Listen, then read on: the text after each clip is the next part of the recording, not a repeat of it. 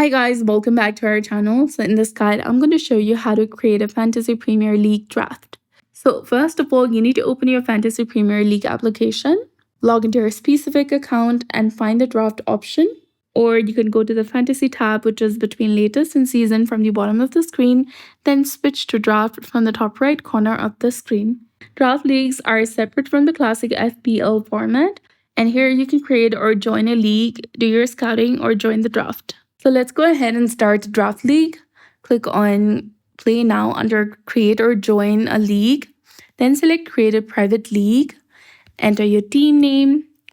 Then select your favorite team. Set your preferences. Here, check the box of Agree to Terms and Conditions. Select Join the Draft and click on Play Now.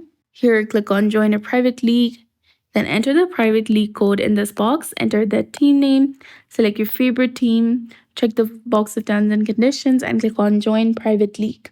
Once the draft begins, select players from the available pool, and each player can only be selected once per league. And after the draft, manage your team by making transfers, and that's it. You're ready to play Fantasy Premier League Draft. So if you found this guide helpful, please like, share, and subscribe. Thanks for watching. We'll see you again in the next one.